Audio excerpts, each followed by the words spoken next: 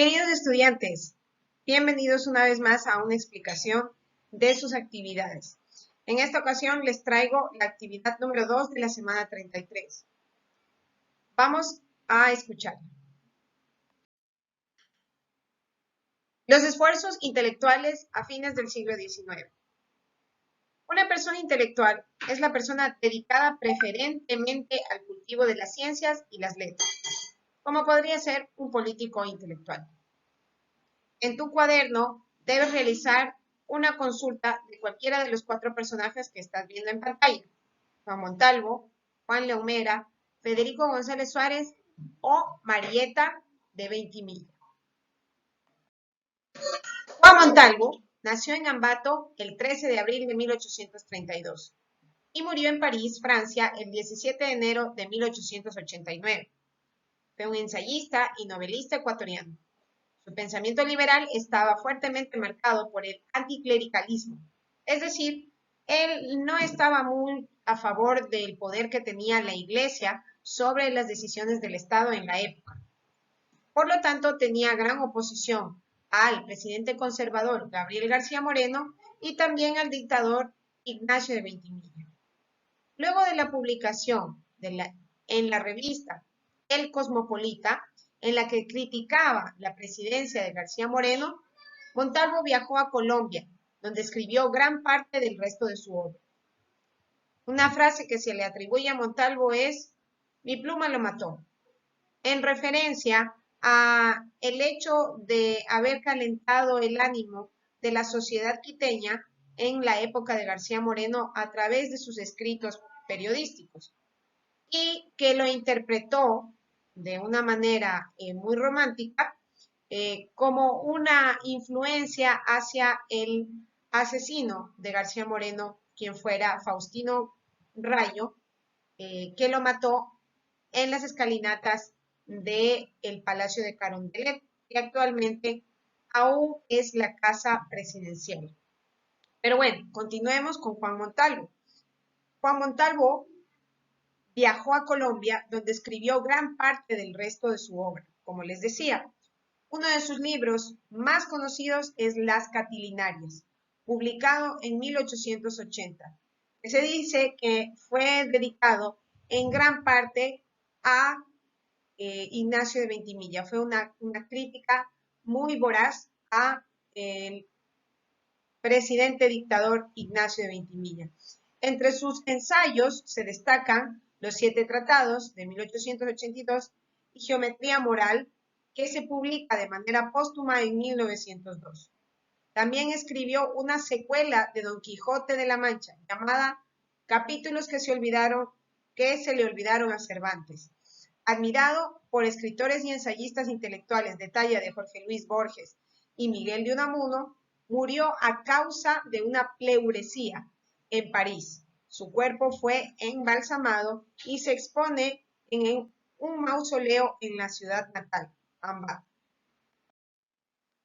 Otro ambateño muy reconocido es Juan León Mera Martínez, nacido en esta ciudad el 28 de junio de 1832 y fallecido en la misma ciudad el 13 de diciembre de 1894. Fue un escritor, ensayista, novelista, pero también un político y pintor ecuatoriano. Entre sus obras más destacadas se encuentra la letra del himno nacional del Ecuador y la novela Cumandá. Además, en su vida política fue partidario del presidente Gabriel García Moreno, a diferencia de lo que fuese Juan Montalvo, ¿no? Juan León Mera estaba a favor de Gabriel García Moreno. En la pintura fue uno de los pocos pintores romanticistas y de los primeros costumbristas, que enriquecieron las artes plásticas durante las primeras décadas de la vida republicana. Federico González Suárez, nacido en Quito el 12 de abril de 1844 y fallecido en la misma ciudad el 1 de diciembre de 1917, fue un eclesiástico, historiador, catedrático universitario y arqueólogo ecuatoriano. Él era pues un sacerdote. Perteneció por cerca de 10 años a la Compañía de Jesús, que abandonó finalmente en 1872 cuando contaba con 28 años de edad, y aún no había sido nombrado presbítero. González Suárez se trasladó entonces a Cuenca, donde se ordenó como sacerdote y vivió allí durante 11 años hasta 1883. Desde aquella época, comenzó a figurar en la vida pública nacional como un hombre prestigioso por su saber, inteligencia, pluma y verbo oratorio. Por esa época ya era notable por su gran talento y habilidad política, condiciones que le permitían alcanzar las más altas posiciones dentro de la Iglesia y ejercer su poderosa influencia en la política y el Estado. En 1878 fue elegido como diputado por la provincia de La Suay a la Convención de Ambato, y más tarde, en 1883, se estableció nuevamente en Quito, donde combatió a la dictadura instaurada por el general Ignacio de Vintimilla.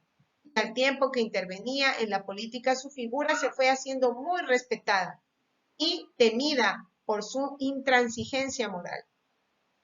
Nuevamente asistió como senador al Congreso de 1892, el 14 de diciembre de 1894. Pese a las duras críticas en su contra, el Papa León VIII lo escogió para ocupar el obispado de Riobamba y luego como obispo de Ibarra de 1895 a 1905. En 1906, Pío V lo nombró arzobispo de Quito, lugar desde el cual dirigió la Iglesia ecuatoriana hasta su muerte. Marieta de Ventimilla Marconi. Nacida en Guayaquil el 8 de septiembre de 1858 y fallecida en Quito el 11 de marzo de 1907, fue una política y escritora ecuatoriana de finales del siglo XIX. Conocida popularmente como la Generalita, fue sobrina del presidente Ignacio de Ventimilla y ejerció el rol de primera dama, encargada del poder supremo en los periodos de ausencia de su tío.